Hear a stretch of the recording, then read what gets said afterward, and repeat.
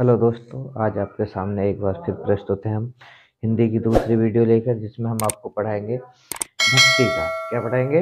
भक्ति का। कल हमारा हुआ था आदिकाल और हिंदी गद्य का प्रारंभ, और आज क्या है आपका? भक्ति का।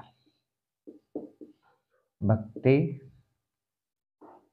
काल। और भक्ति काल का दूसरा नाम क्या था? पूर्व मध्य काल। और इसका एक और नाम बताया था हमने, क्या है? स्वर्ण युग।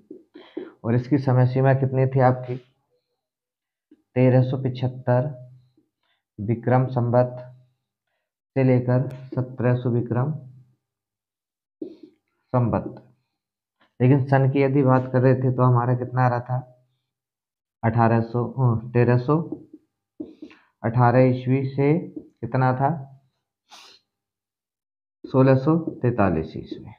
एक ये भी हमने समय सीमा बताई थी, एक बताई थी 1343 ईस्वी से कितना था? 1643 ईस्वी तक। ये आचार्य रामचंद्र शुक्ल जी के अनुसार थी। ये अन्य विद्वान एनसीईआरटी के बेस पे थे। दो तरीके की मैंने बताई थी। इसके बाद आज भक्ति काल का हम पूर्ण व्याख्यान करेंगे। पूर्ण व्याख्यान में क्या है? सबसे पहले भक्ति काल, भक्ति काल। और भक्ति काल का एक चार्ट है, पहले हम इसे प्रस्तुत करेंगे। भक्ति काल का हमने पार्ट बनाया, तो भक्ति काल का पहला पार्ट मतलब दो भागों में बटा। कौन सा था? निर्गुण भक्ति शाखा, और दूसरा था सगुण भक्ति शाखा। कौन सा था? निर्गुण भक्ति शाखा और सगुण भक्ति शाखा था। इसके बाद क्या था? निर्गुण के भी दो भाग बने थे। एक क्या था? ज्ञान मार्गी शाखा, और एक का नाम था आपका प्रेम मार्गी शाखा। प्रेम मार्गी शाखा क्या था? एक ज्ञान मार्गी शाखा थे, एक प्रेम मार्गी या ज्ञानाश्रयी और प्रेमाश्रयी। सगुण के भी दो भाग थे। कौन सा था? एक था कृष्ण भक्ति शाखा, और एक का नाम था राम भक्ति शाखा। ये इसके दो रूप थे। ज्ञान मार्गी का जो प्रेरणार्थ थे उनका नाम था कबीर दास, और इनकी जो रचना थी इसका नाम था बीजक। इसके तीन पार्ट्स थे, साकी शब्द रवैनी। प्रेम मार्गी शाखा के जो प्रेरणार्थ थे उनका नाम था जयसी। पूरा नाम था मलिक मोहम्मद जयसी। रचना थी इनकी पद्मावत। कौन सी थी? पद्मावत थी। कृष्ण भक्ति शाखा के जो प्रेरणार्थ थे, यानी कि इनका नाम था सूर दास, और इनकी रचना का नाम था सूर सागर या साहित्य लहरी। ठीक है। और राम भक्ति शाखा के प्रेरणार्थ थे तुलसी दास, और रचना थी श्री रामचरित मानस। श्री रामचरित मानस इनकी रचना थी। इस तरीके से हमने भक्ति काल का विभाजन किया। अब आते हैं भक्ति काल की विशेषताएं और भक्ति काल के प्रमुख कवि एवं उनकी रचनाओं पर।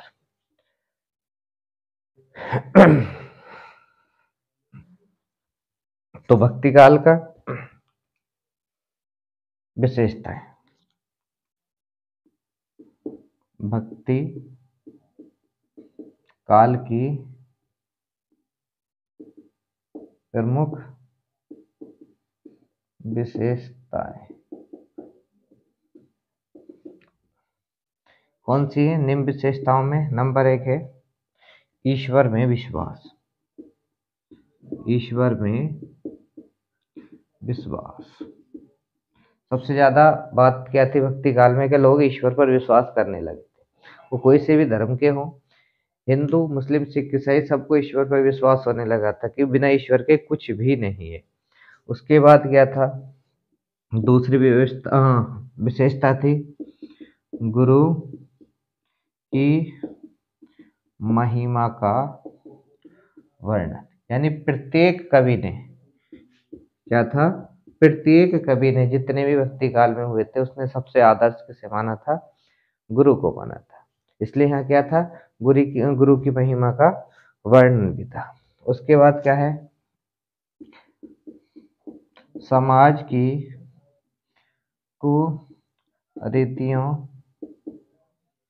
कुरीतियों का विरोध। ठीक है जी, ये भी इसकी क्या थी, विशेषता थी। और चौथी विशेषता क्या थी, समाज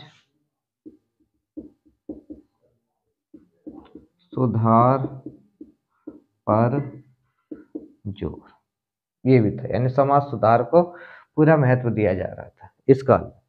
ठीक है जी, ये इसकी विशेषताएं हैं कुछ। क्या क्या बताई मैंने, ईश्वर में विश्वास, गुरु की महिमा का वर्णन, समाज की कुरीतियों का विरोध किया था, और क्या था यहाँ पे, समाज सुधार पर जोर दिया गया था। यानी जो भी बुराइयां थी उन्हें समाप्त करने की बात की गई थी। अब क्या आता है आपका,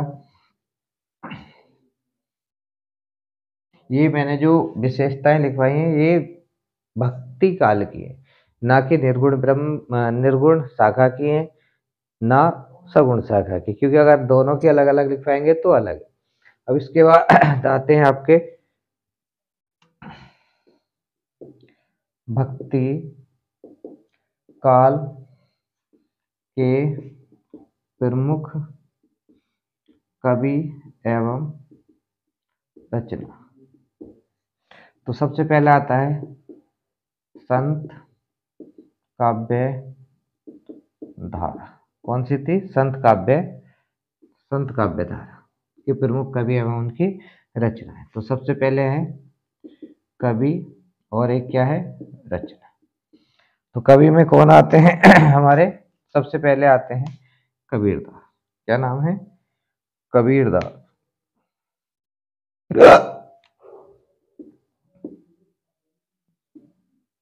कबीरदास, और रचना है इनकी बीजक। दूसरे कौन से आए थे आपके संत काव्य धारा में, रैदास। क्या नाम था, रैदास, और रैदास की रचना थी बानी। उसके बाद रैदास के बाद आपके कवि आए थे गुरु नानक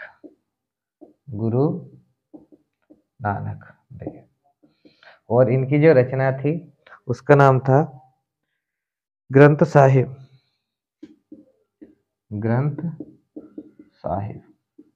ये रचना थी। उसके बाद संत में आते हैं आपके सुंदरदास।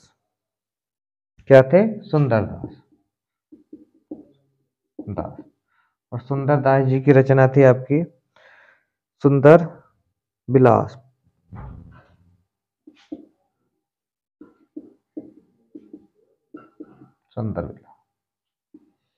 उसके बाद कवि आपके आते हैं मलुकादास।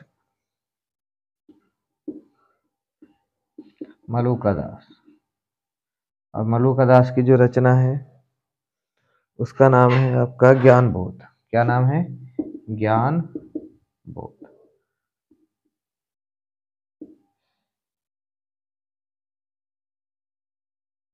क्या नाम है, ज्ञान बोध। उसके बाद दूसरे कवि आते हैं आपके, ये तो संत काव्य धारा के थे।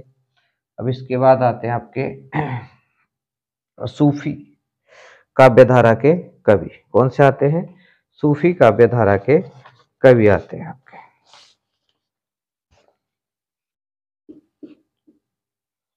सूफी काव्य धारा। तो सूफी काव्य धारा में सबसे पहले आते हैं आपके, सूफी काव्य धारा में असाइत, और इनकी रचना है हंसावली। दूसरे कवि आते हैं मुल्ला दाऊद।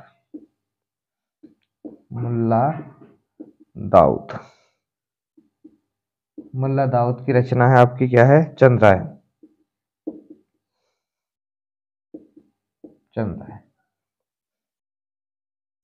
और उसके बाद है मंझन, और मंझन कवि की रचना आपकी मधुमालती।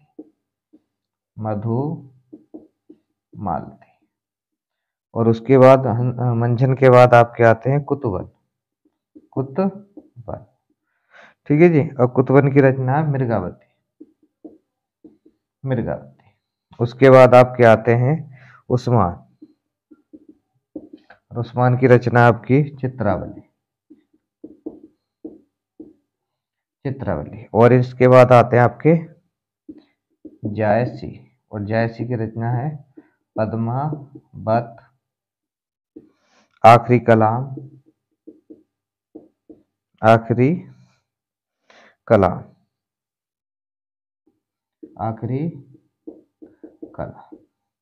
उसके बाद आते हैं आपके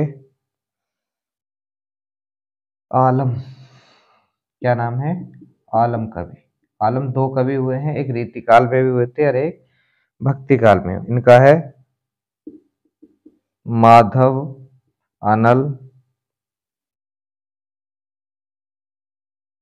काम कंदला।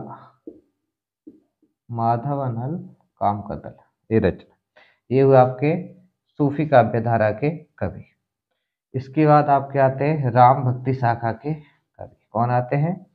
राम भक्ति शाखा के, सॉरी पहले कृष्ण के लिखे, कृष्ण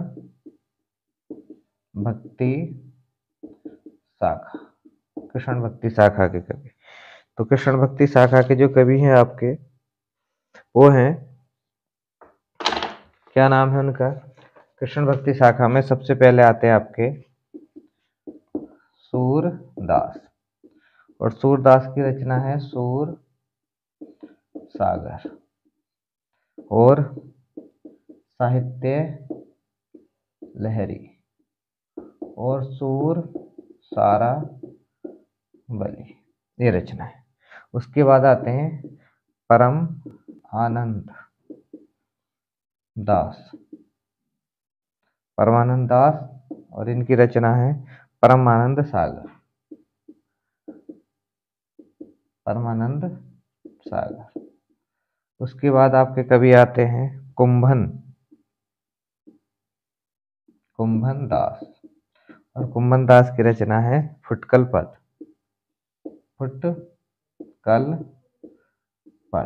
कुंभन दास के बाद है कृष्ण दास, और इनकी रचना भी क्या है? फुटकल पद है। उसके बाद है छीत स्वामी, और छीत स्वामी की रचना भी क्या है? फुटकल पद है। उसके बाद है गोविंद स्वामी, और गोविंद स्वामी की भी क्या है? फुटकल पद है। उसके बाद है चतुर्भुज दास, और चतुर्भुज दास की रचना है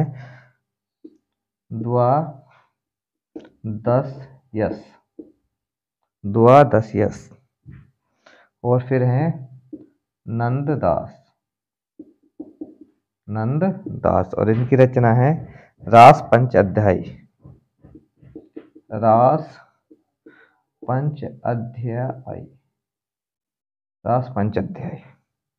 और इनमें ये चार कवि आपके वल्लभाचार्य के अष्टछाप के, क्या है ये चार कवि? आपके वल्लभाचार्य, जिन्होंने एक अष्टछाप के चार कवियों में से आए थे। और ये जो चार कवि हैं, ये कवि हैं आपके विट्ठलनाथ के।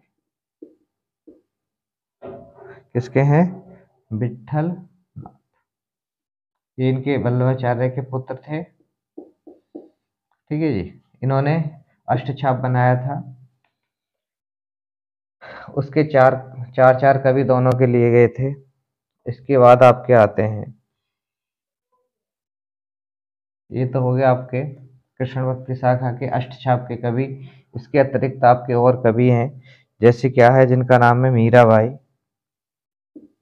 मीराबाई, और मीराबाई की रचना है नरसिंह जी का मायरा, गीत गोविंद। हाँ जी, गीत गोविंद। उसके बाद है रस खान, और रस खान की रचना है आपकी प्रेम वाटिका। प्रेम वाटिका, रस खान। ये तो हुए आपके कृष्ण भक्ति शाखा के कवि। अब इसके बाद आते हैं राम भक्ति शाखा के कवि। और राम भक्ति शाखा में सबसे पहले आते हैं रामानंद। रामानंद, रामानंद की रचना है राम आरती। राम आरती। और उसके बाद आपके आते हैं अग्रदास। अग्रदास, और अग्रदास की रचना है आपकी राम अष्टायम। राम अष्टायम।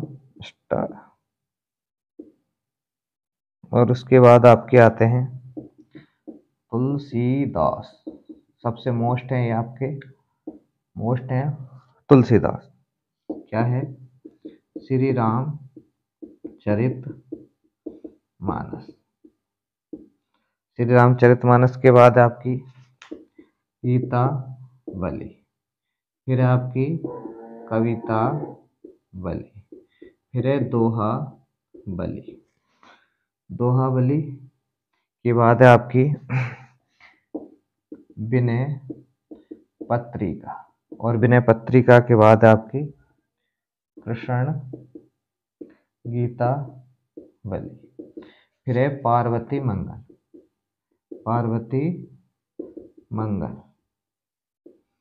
फिर है जानकी मंगल, और जानकी मंगल के बाद है आपका बर्वे रामायण।